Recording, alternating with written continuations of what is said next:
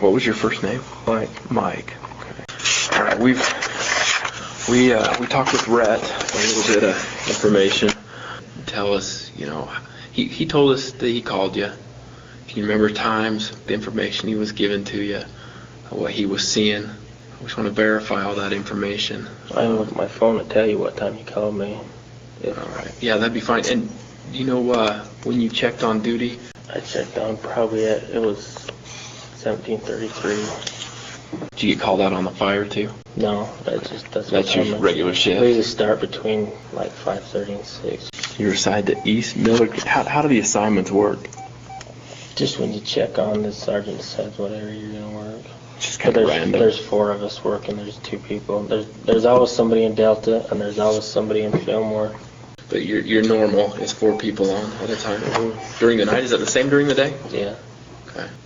When did you become involved in all this? I'm not finding that phone call on here, but I think he gave me a time. I can't remember if he called me or I called him, but he said he called you at 12:43 a.m. Does that sound about right? Yeah. Okay. And where were you at that time? I was on Holden Main Street. Okay. All right. Yeah. He said he thought you were in Holden. And then Rhett called me and said there's a couple of vehicles out here, what's called the McCormick area, and we've been having problems with burglaries, trailer thefts, and the suspect lives in Holden. You have a suspect on those right now? Through a CI, but yeah, there's a suspect. So yeah, when Rhett called me, I was on Holden Main Street. So anyway, so then I turned around and headed out to where Rhett was at. And we were just having a conversation. I said, I saw a truck out and about earlier that belongs to Dick Christensen. He lives in Holden. Anyway, he was out checking cows. And some people have cows that calve this time of year, and so they got to go out and get them dried off and whatever. And I saw his truck parked in the middle of a herd of cows, and they were out there wandering around with flashlights. And that was probably like 10 o'clock, so I didn't think anything of it because I knew it was his truck, and they were checking cows. So I told Red, I says, well, if it's a red Dodge truck, it's probably Dick Christensen out there making sure their cows aren't going to die. So anyway, I headed out there, and Red's trying to guide me into where they're at. And I passed the road once because I was going to go around on SR 50 to the other road that comes out closer to Delta. And he said, no, turn around and go back to Coates Lane. So I went back to Coates Lane. And I was talking to Red on the phone the whole time. And he described to me seeing a car. He just said it was a car. And R.I.P. Greathouse, they pulled in there, and the suspect got out of his car and got in Ryan's truck, which is a white Ford pickup, and I know what it looks like because it used to be one of our trucks. And they got in Ryan's truck and drove down the road a little ways, and it was just a short time later they came back. The suspect got in his car, and the 2 drove off, trying to tell me, if Did you see any of this? So I could see the headlights, I could see where they were at, okay, but I was a long ways away. And so Sergeant Keller was just telling you all this stuff? Yeah, but you could see forever out there. Just as soon as the wind come out, I could see the headlights. And Sergeant Kimball. There's a big farm over there called Kickleseed Farms. Okay. And there's always lights, and there's always people working there. So I could see where they were at, and I could see the headlights. I don't know if it was theirs or not, or other farm workers, but then when I got close, Rhett flashed his brights. He says, can you see me now? He's flashing his brights. I said, yeah, you're right there where the vehicles go. They headed back towards the Delta. So he said, there's another car right there that was with him, and we pulled up there. And I don't remember seeing another car, but he said, oh, that's one of the farm workers, or their headlights on the tractor. That's what I could see, so there's nobody else. So we turned and headed to the SR 50, and I was talking to Red on the phone. She said she had the vehicles or whatever. She was following. Oh, she ran the plate, that's what it was. Okay. And so she stopped the car. She called out, she's 1060, and then just nothing. And I was probably, I'm guessing like a half mile or something behind Rhett. But he pulled up there and I saw but I was watching her overheads the whole time. And I didn't see any cars leave. But I didn't see her overheads turn off, thinking, if she turned her overheads off, then she'd be down and I could slow down so I don't whack a deer or something. But her overheads never went off. We come around that turn and I saw Rhett halt, and he just started yelling on the radio, officer down. As soon as I got up there, I parked in the oncoming traffic lane just so my headlights were where she was. I ran up there and Rhett was kneeling beside her, and I grabbed onto her arm to feel her pulse, and she didn't have a pulse, and I could see she'd been shot in the neck. Quite a bit amount of blood, but I checked her pulse and stuff, and there was nothing. Red stayed there with her, and so I just kind of blocked off the road, started yelling on the radio, and I just stayed there until Detective Jacobson came and got me and brought me here.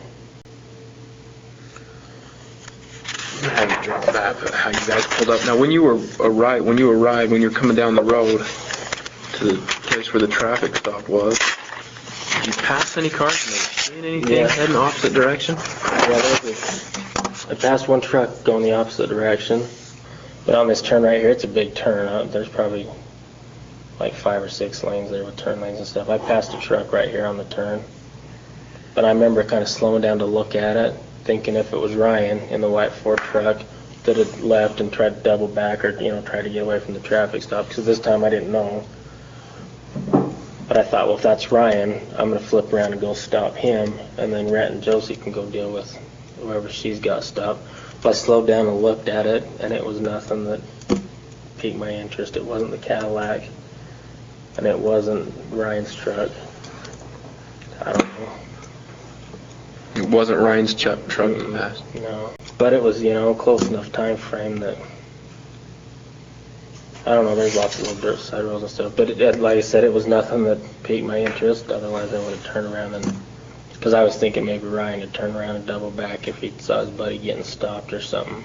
And then, let's see, that's down here a ways, but Josie's truck was parked on the side of the road right there. And then Rhett, and when he started yelling officer down and stuff, and when I got closer, I did see that there was no suspect vehicle. I mean, there was just those two. So I pulled up like right there. Draw her how she was positioned, like her head, feet, if you remember that. Her head would have been facing east, but she had a pretty substantial wound there to the side of her neck. It would have been on the left side. So I grabbed her arm, it would have been her left arm, and just checked for her pulse, and then I looked at her neck. Just on her wrist? Yeah. Okay. And I checked it several times, but I said, Rhett, she didn't have a pulse. I might have went back a second time. I remember I didn't touch her a second time, but I remember I might have gone back, I don't know. Yeah, I think I did, because Rhett said, we need to get this road blocked off or whatever. So I went back and yelling on the radio, and then I just went down the road and parked, blocking the whole road. Okay. When you drove your car up here, did you see any skid marks, tire tracks? I didn't even look. Anything? Don't remember anything else? No shells or anything from a gun? That stuff was going through my mind, but I didn't even look. Sure, a lot going on. Because I was thinking, skid marks, shell casings, anything, but I didn't even look. How long would it have been from the time she called out the 1060 to the time Kimball arrived out here? I arrived like after I was right there, but it was, I'm guessing, 5 to 10 minutes at the very most. It was less than 10 minutes, but more than 5. And how long were you with Josie? Less than a minute. Less than a minute, and then you pulled your car up here? Yeah, I might have gone back a second time just to talk to Rhett, but I didn't. The first time when I walked up there is when I checked her pulse and stuff, and and then I went back and talked on the radio, and then I think I went and talked to Rhett again, and then that's when I went back and moved my vehicle. Think of anything else we need to know? Anything happened?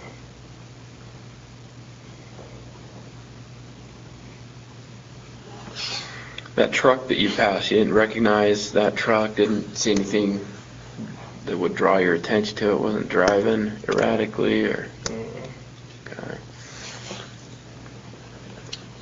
It wasn't a big truck, it wasn't like a big Super Duty truck or anything, probably just a half-ton pickup, regular cab. But it was pretty clean and shiny,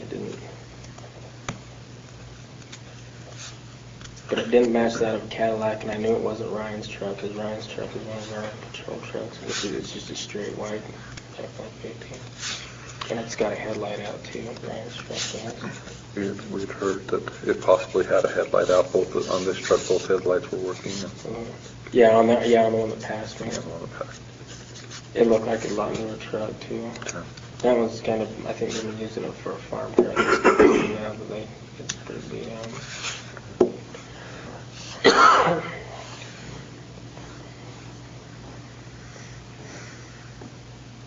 Do you have any questions for us? You all right? For now, I am, yeah. Have you told your wife yet? Yeah. How's she doing? Probably worse off than me. Her and Josie were pretty good friends. And Josie's husband Doug, so. What, Sergeant Kimball didn't know his name. She's Doug. And she has a 15-year-old daughter? Yeah. Do you know her daughter's name? Hunter. Hunter. And then she's got a son That's 20, and that's Spencer? Spencer. Okay. So what's Doug's last name? Fox. Is it F-O-X? Or? Yeah, we were just down in Vegas with them 3 weeks ago. The room. Some of us were there too. Some of us weren't. Some of us wouldn't go. Yeah, we went and watched Billy and Bob, and we hung out. I was hanging out with Louie and boys, so I had to do with everything. If you can think of anything, give me a call. I'm sure. Yeah, maybe something. And if you need help, get it. I know we have the victims advocates coming down. Need someone to talk to. And I'm sure per your policy, you'll probably be required to write a report. Yeah. And, we'll get a copy Yeah, of we that got your kind of case stuff. number, so just put it in there. You don't have to write anything else extra for us or anything. We'll just get it from you. Deal in your. Yeah, I really didn't see a whole lot or do a whole lot. It was just. Your story's, pretty much exactly what Sergeant Kimball told us, and we didn't expect anything different. But See, I don't know. It pisses me off because I think Red had talked to her on the phone, just some of the things he said to me. So she knew that we were out there watching Ryan, her brother. So she probably wasn't, no offense to her, but she probably just thought, one of my brother's the open piece of shit buddies, and just wasn't as careful as she should have been. She Of course, we pretty all careful. do that. We all do that. Absolutely. All guilty of that. But yeah, we're just one of my brother's piece of shit friends. She's normally pretty safe. Yeah. And she's new, I guess. Like less than 5 years. Yeah. Not that I know that's good or anything, but yeah, I always have to tell her, do this or do that, or watch this, or. But she was always real receptive to, me telling her stuff. You said that truck you passed wasn't Ryan's. Do you know where Ryan was found? I don't. I can guess. Well, yeah, I think he was out at his house. Okay. Because Deputy Turner went out there and found him. When they started talking on the radio, that's where he was at. So Okay. I'm guessing he was at home. I don't know for sure, but I know he lives out in Leamington. Maybe it's Lindo, but those two kind of run together. Okay. We drove through there on the way down here today. I know where his house is. I know how to get there, but I don't know if it's in Lindo or Leamington. Okay. Try and get some sleep. Yeah. If you think of anything, let us know. All right. Yeah. Okay, man. Appreciate your time. Okay. All right.